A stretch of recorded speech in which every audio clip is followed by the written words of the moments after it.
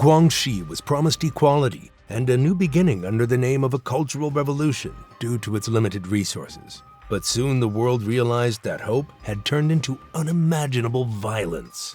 A whole society tore itself apart. Neighbors became enemies, entire families vanished, and survival pushed people to commit acts too brutal to believe.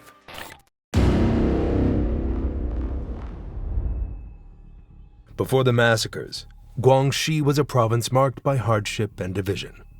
Located in southern China, it was home to both Han Chinese and many ethnic minority groups, including the Zhuang, Yao, and Miao. For centuries, Guangxi had been one of the poorer provinces, with limited farmland, weak infrastructure, and frequent struggles over food. By the mid-20th century, poverty and inequality shaped daily life. At the same time, China itself had just gone through decades of chaos. After the fall of the Qing dynasty in 1911, the country broke apart under warlords. Then came the Japanese invasion of the 1930s, which killed millions and left the countryside in ruins. Out of this chaos rose Mao Zedong, a former librarian turned revolutionary fighter. Born in 1893 to a farming family in Hunan province, Mao joined the Communist Party in the 1920s and became one of its most determined leaders. He survived purges, led the famous Long March in 1934-35, and built his reputation as a man who could endure suffering and inspire followers. When Japan was defeated in 1945, Mao's communist forces turned their full strength against the nationalist government, led by Chiang Kai-shek. After years of brutal civil war, Mao's forces claimed victory in 1949. He declared the birth of the People's Republic of China in Beijing. For millions of poor farmers, this felt like a new beginning. Mao promised equality, land, and dignity to those who had long been at the bottom of society. In Guangxi, land reform became the first major campaign. Families labeled as landlords or rich peasants had their land seized and given to poorer farmers. On paper, this was supposed to create equality, but in reality, it created deep resentments. The Great Leap Forward of 1958 to 1962 made life even harsher. This nationwide push for rapid industrialization was Mao's attempt to make China an economic powerhouse in just a few years. But instead of prosperity, it brought disaster. Grain was taken from villages to make state quotas, while backyard furnaces wasted resources. Famine spread across the country. In Guangxi, tens of thousands starved. Families who had once been divided by class were now united in suffering. But the political labels did not disappear. By the early 1960s, old wounds remained open, and suspicion still lingered in villages. As Mao Zedong's power weakened after the failure of the Great Leap Forward, he feared losing control inside the Communist Party. Determined to reassert himself, he prepared a new campaign that would shake the country again. The Cultural Revolution, launched in 1966, was meant to revive revolutionary zeal and restore his image as the unchallenged leader. But in Guangxi, a province already scarred by poverty, famine, and deep social divisions, it would open the door to something far worse. Mao called on young people to take the lead. Teenagers and students answered his call, forming the Red Guards. For many of them, this was the first time they had real power in their hands. They could accuse, punish, and even attack anyone they believed was disloyal to Mao. This gave them a sense of authority, but also unleashed uncontrollable violence. The Cultural Revolution divided society into two groups, red and black. If you came from a family of poor farmers or loyal workers, you were red and considered safe. But if your family had once been landlords, merchants, teachers, or had any connection to the old Kuomintang government, you were black. It didn't matter who you really were. Your label alone could decide your fate. Guangxi was especially vulnerable. People had long memories of past rivalries, disputes over land, and grudges between families. When the Cultural Revolution arrived, those old conflicts were given new names. Suddenly, an old enemy could be accused of being a class traitor. What used to be a private quarrel could now be turned into a public execution. By late 1966, mass rallies and humiliations spread across Guangxi. Schools, factories, and even small villages turned into battlegrounds of loyalty. Struggle sessions, public trials where victims were forced to kneel while being insulted and beaten, became common. Teachers who had once held respect were dragged before students, beaten with sticks, and accused of being reactionaries. Old farmers who owned a few animals or an extra plot of land were branded rich peasants and paraded through the streets. Former Kuomintang supporters, who had quietly lived for years after the Civil War, suddenly found themselves dragged into public squares and beaten until they collapsed. It wasn't only about political enemies. Neighbors used the chaos to settle scores. Someone who had borrowed money and never paid it back could suddenly accuse the lender of being a class enemy. A student jealous of a teacher's strictness could turn the teacher into a target. People realized that survival meant shouting the loudest, joining the crowd, and proving loyalty by attacking others. By the end of the year, the atmosphere in Guangxi was poisoned with suspicion and fear. Families stopped trusting one another. Children questioned their parents. Brothers turned against brothers. The old bonds of community that held villages together began to break apart. By 1967, the situation had spun completely out of control. What began as public shaming in schools and streets has now turned into organized killing. The violence was no longer about yelling slogans or beating people with sticks. Villages, towns, and even counties began to form their own armed factions. These groups collected weapons, including rifles stolen from local armories, knives, axes, and homemade explosives. At first, the armed groups claimed they were protecting the revolution. But in practice, they were fighting their neighbors. Families, friends, and co-workers were divided overnight. If one person was accused of being a traitor, the whole family carried the same label. Once the accusation was made, escape was almost impossible. The most brutal massacres broke out in Wushuan, Binyang, and Chongshan counties. Wushuan soon became infamous for the sheer scale of killing.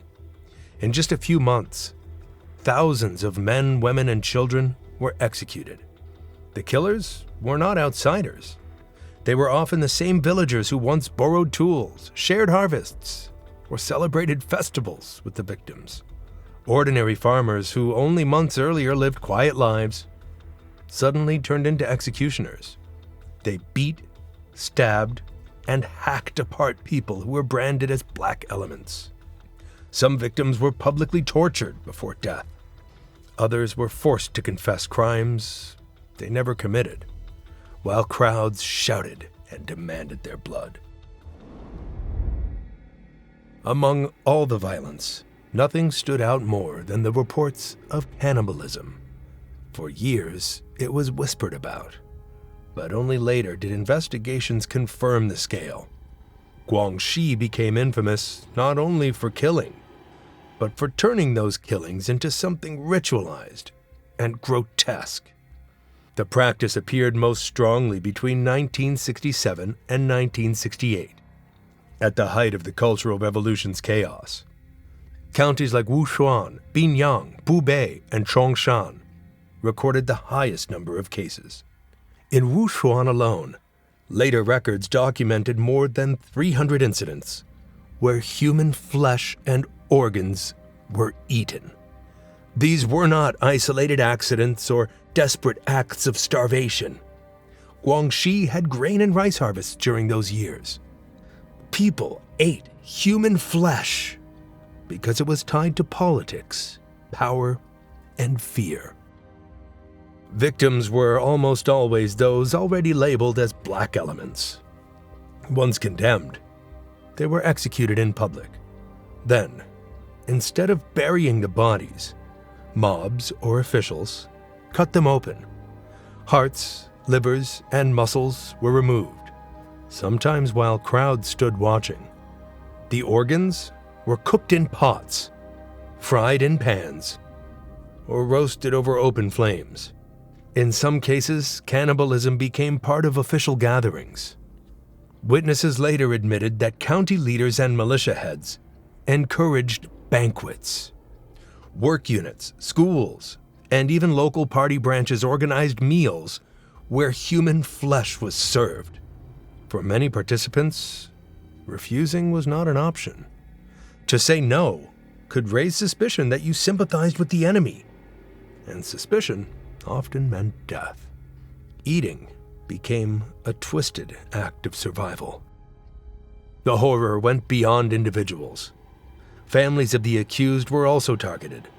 Children of bad elements were sometimes killed, and their bodies were used in the same way. In some villages, pregnant women were cut open after execution, and their unborn children were destroyed in front of crowds.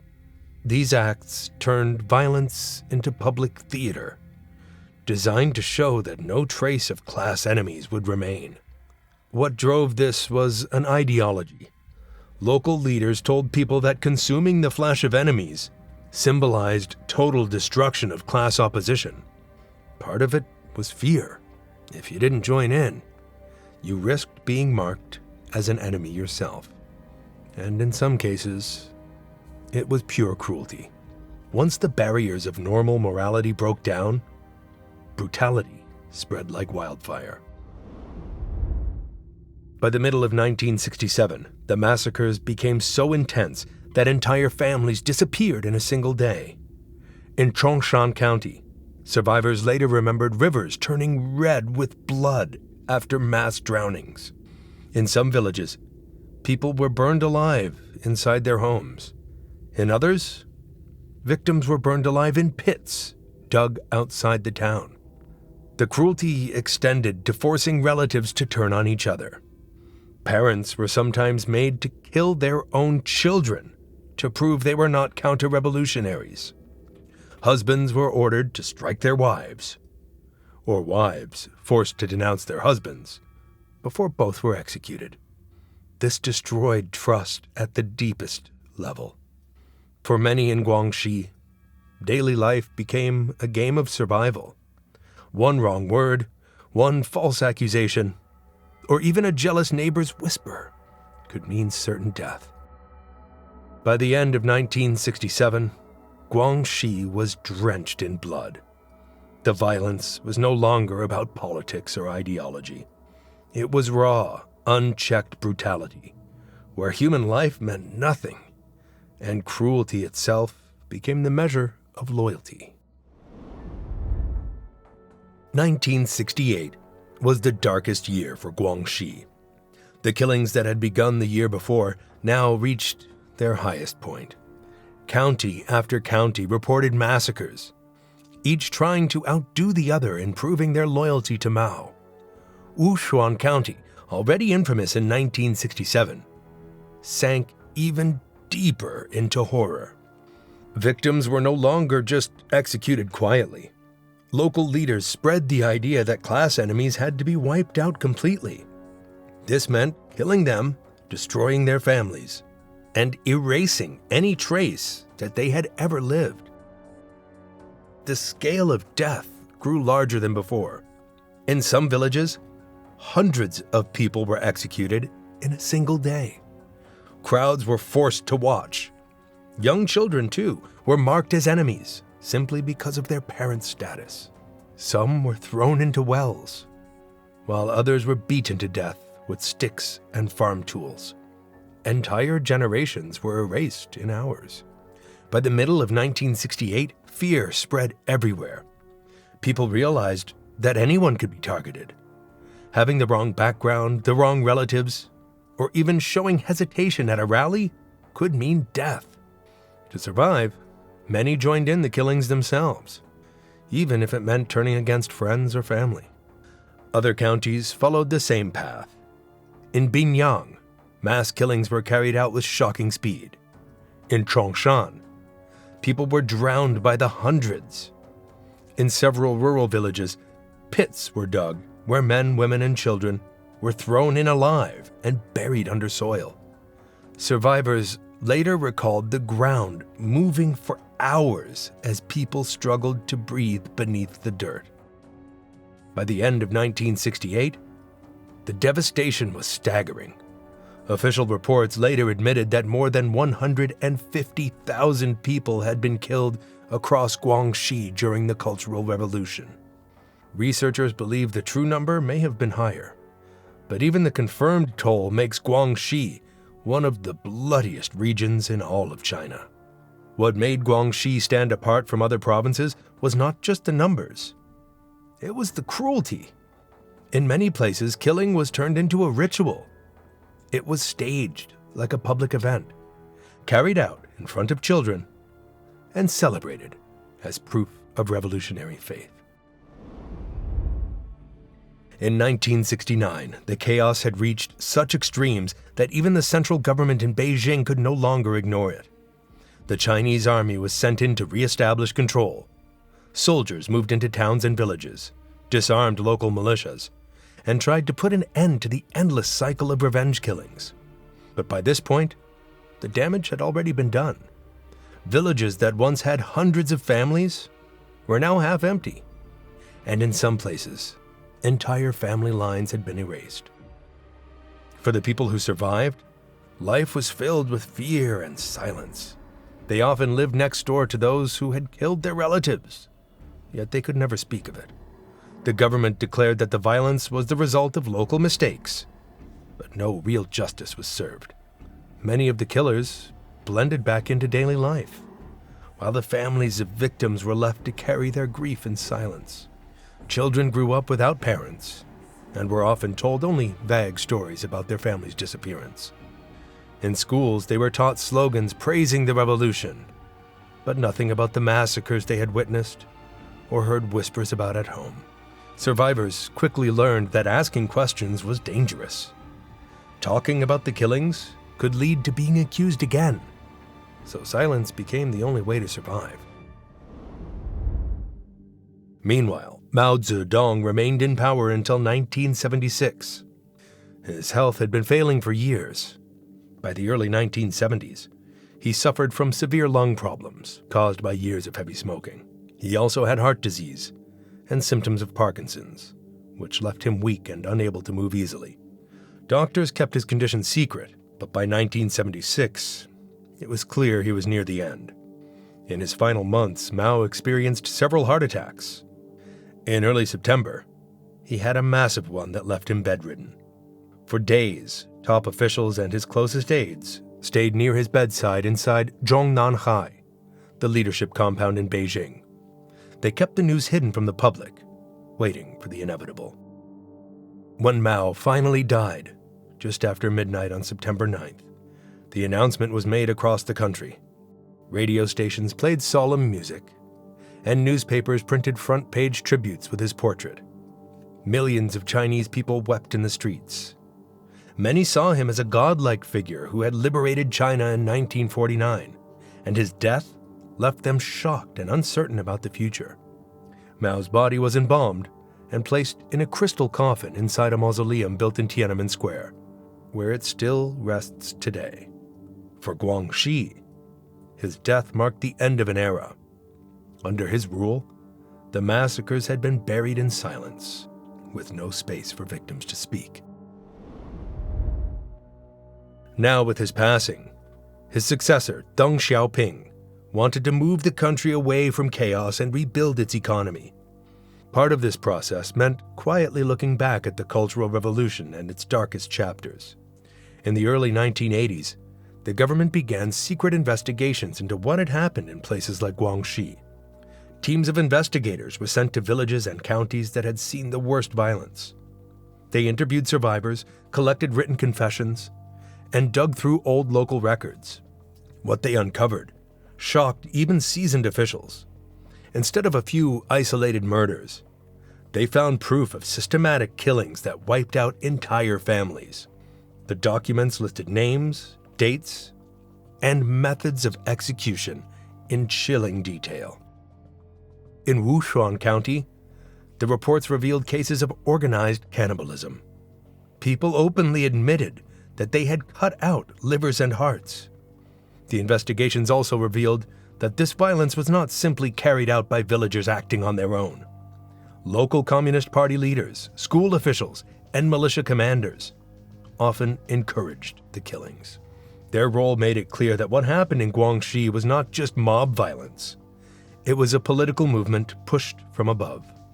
Some perpetrators were put on trial in the 1980s. A handful were executed, and others received prison sentences. But for many, punishment never came. By that time, more than a decade had passed, and China's leaders were more focused on moving forward with modernization than reliving the past. As a result, countless men and women who had taken part in the killings lived out their lives without facing justice. The government eventually admitted to the killing of 150,000 people in Guangxi during the Cultural Revolution. Even after the investigations, the massacre in Guangxi remained a forbidden subject inside China. Books that tried to discuss it were banned. Journalists who asked questions were silenced. Survivors who dared to speak openly were warned or punished. For years, the story survived only in whispers, passed quietly between families who remembered what they were not allowed to say. It was only when some documents and testimonies leaked abroad in the 1980s and 1990s that the world began to learn about the scale of Guangxi's tragedy. Outside researchers, using these rare records, pieced together the story that China itself tried to keep in the shadows.